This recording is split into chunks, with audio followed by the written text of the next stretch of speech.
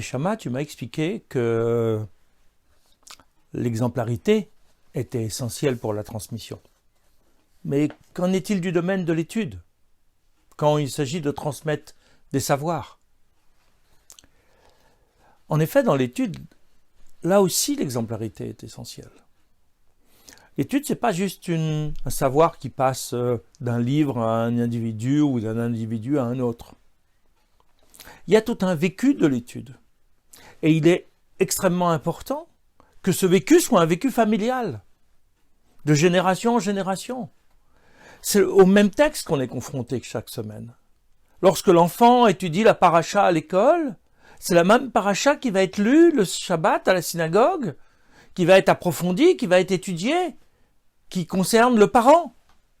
On étudie les mêmes textes, enfants et adultes. Bien sûr, il peut y avoir des degrés, des niveaux d'approfondissement, de compréhension du texte. On peut étudier d'autres textes. Mais fondamentalement, notre texte de référence, c'est le même, c'est la Torah. Chaque semaine, c'est la paracha. Et autour de cette étude, nous ne faisons pas que découvrir un savoir. Nous vivons, nous transmettons notre attachement. Il est essentiel que les parents expliquent à leurs enfants en quoi ils vivent la Torah qu'ils sont en train d'étudier. En quoi ça les concerne ici et maintenant, pas seulement pour savoir, pas seulement pour connaître le texte ou pour se rattacher à une période ancienne, mais pour vivre l'instant présent. En quoi la Torah illumine mon quotidien. Et ça doit faire partie d'un échange, d'un travail. Lorsque le parent n'a pas eu l'habitude ou n'a pas eu la chance de pouvoir étudier lorsqu'il était jeune, tous les moments sont bons pour commencer. D'ailleurs, chaque année, on recommence la Torah à partir de son commencement, à partir de Bereshit. À Simchat Torah, on reprend l'ordre des parachiotes. Il n'y a pas de moment pour commencer. Le texte même, le Pentateuque par excellence, est une amorce dans l'étude, parce que c'est notre texte de référence. Mais là aussi, chacun doit faire un effort, aller vers l'autre, partager ce texte qui est le nôtre. Mais Neshama, cette étude partagée que tu évoques, que l'on connaît parfois dans les synagogues comme étant avot ou banim, c'est-à-dire les pères et les fils, mais d'ailleurs aussi imaot ou banot, c'est-à-dire les mères ou les filles, c'est juste sur le chumash, c'est juste sur la paracha, il n'y a rien d'autre? Non, bien sûr, Neshama. Le chumash, c'est notre point d'ancrage. Mais en réalité, la Torah, c'est une globalité. Il y a la Torah écrite, Chumash, le Nar, la Bible dans sa globalité. Il y a la Mishnah, il y a la Gemara, il y a la Halacha, il y a la pensée juive. Ce sont des pièces d'un tout. Il ne faut pas croire, même lorsqu'on avance dans les études, qu'il faut négliger une partie plutôt qu'une autre. Bien sûr, on va se spécialiser, on va aller vers ce que l'on aime le plus. Mais la Torah, c'est l'apprentissage de l'ensemble. Nous devons jamais mépriser ni négliger l'un des passages. Parce que la Torah, ce n'est pas qu'un exercice intellectuel. C'est un travail d'étude, d'approfondissement de la parole d'Akadosh Baruch Hu pour la mettre en pratique. D'ailleurs, dans la Gemara, les sages ont conclu, dans la Gemara de Kiddushin 40b, on conclut que entre l'étude et l'action, s'il fallait privilégier l'étude, c'est parce qu'elle mène à l'action, alors que l'action ne mène pas forcément à l'étude. Mais cette loi, cette pratique, cette vie juive définie par les textes de notre tradition, doivent à un moment ou un autre être accomplis, sinon à quoi sert tout ce savoir? Même si ce savoir a un effet sur notre neshama, mais c'est notre être global qui est concerné par la Torah. La Torah, ce n'est pas qu'un savoir intellectuel, spirituel, qu'une sorte de mystique de l'esprit où le corps serait absent. Ce sont des commandements. Ce sont des actes qui sont prescrits avec un message, avec une élévation. Mais ils sont prescrits pour qu'on arrive à élever notre corps, notre être, dans la globalité pour s'approcher d'Akadosh Baruch Hu. Donc il ne faut pas oublier qu'il y a bien cette double dimension. Ce partage du savoir pour partager le vécu, pour partager l'être au monde, pour partager l'action dans laquelle nous sommes engagés. Et là-dessus, nous l'avons vu, il faut dire les choses. Il faut raconter ce que nous faisons parce que c'est un modèle pour nos enfants. Maaseh Avot, Siman Labadim on dit dans la tradition juive. C'est l'action des pères, pas simplement le récit de leur histoire, mais l'acte du père qui est un enseignement, un siman, une source d'inspiration et un modèle pour les enfants. Et donc, cette transmission passe par ça, passe par l'acte et par la transmission de l'acte. Comment cela se fait de manière concrète? Est-ce qu'il y a là une transmission autre que celle d'un savoir et d'une pratique? Ego, notre paracha de Béalotra, dans le Sefer Bamidbar, nous enseigne quelque chose d'essentiel. L'une des missions qui est confiée au Kohen Gadol particulièrement, c'est l'allumage de la Ménorah. Mais le texte pour le décrire, au chapitre 8, verset 2, utilise une expression tout à fait particulière.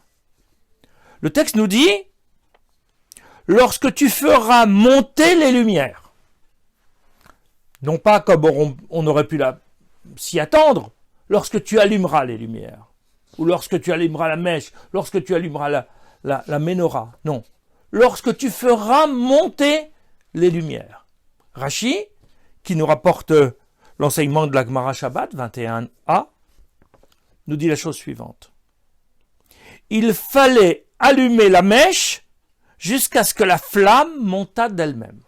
Et il y a là, dans cette image, quelque chose d'essentiel. La mèche est trempée dans de l'huile.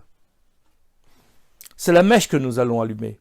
On n'allume pas l'huile directement, mais c'est la mèche qu'on va allumer. Comment on va allumer cette mèche?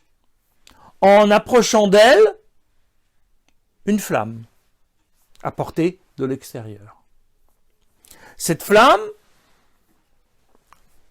par sa proximité, va faire démarrer la mèche, c'est-à-dire va allumer la mèche. Mais on le sait bien, et nos mères en font l'expérience chaque vendredi soir, cela ne peut pas être un acte furtif. On allume, on craque une allumette, on l'approche et puis on s'en va et puis ça s'allume. Non. Il faut rester un certain temps pour que la flamme se transmette de sa source jusqu'à son arrivée, jusqu'à son objectif qui est celui de la mèche. La mèche, c'est notre esprit. La mèche est trempée dans un corps, elle est imbibée d'un corps qui est matériel. La flamme que l'on apporte, c'est celle de la Torah, celle de la spiritualité, celle qui est capable d'illuminer le monde. Cette Torah, elle va s'approcher de notre esprit, qui est la mèche, pour l'éveiller, pour l'allumer, pour lui permettre progressivement de produire lui aussi une lumière qui va éclairer le monde autour de lui. Mais lorsque l'on est dans un acte éducatif, il faut prendre le temps de cette transmission. Il faut accompagner la mèche pour qu'elle devienne autonome dans sa production de lumière. Donc on va rester jusqu'à ce que la mèche prenne et s'allume elle-même et soit capable de briller dans le temps et pas de manière éphémère. Comprenons bien. Notre corps matériel, c'est l'huile.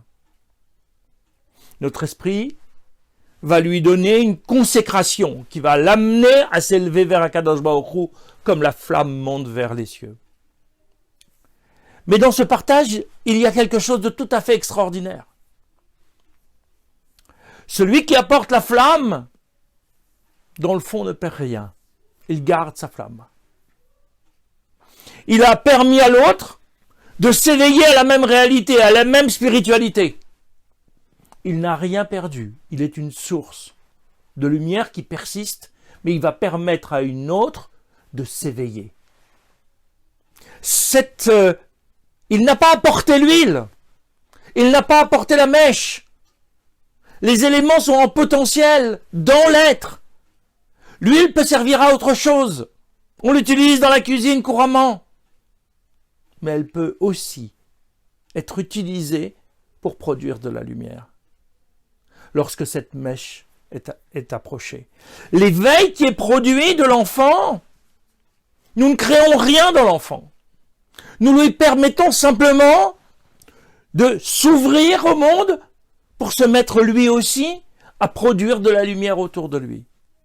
En approchant cette mèche, en approchant la Torah, en faisant découvrir la Torah à un enfant parce que c'est quelque chose auquel on tient en tant que parent ou en tant qu'éducateur, alors on lui permet à lui aussi de déclencher sa propre lumière intérieure. La lumière sera un peu différente. C'est la sienne, c'est pas la nôtre, mais elle va enrichir et elle va illuminer le monde encore plus. C'est là en fait tout le sens de la mission du peuple juif.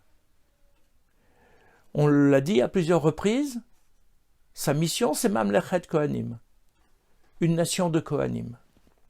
D'une certaine façon, les Juifs sont là pour réveiller le monde, pour réveiller l'humanité, toutes les mèches qui se trouvent dans tous les esprits de nos contemporains et de l'humanité.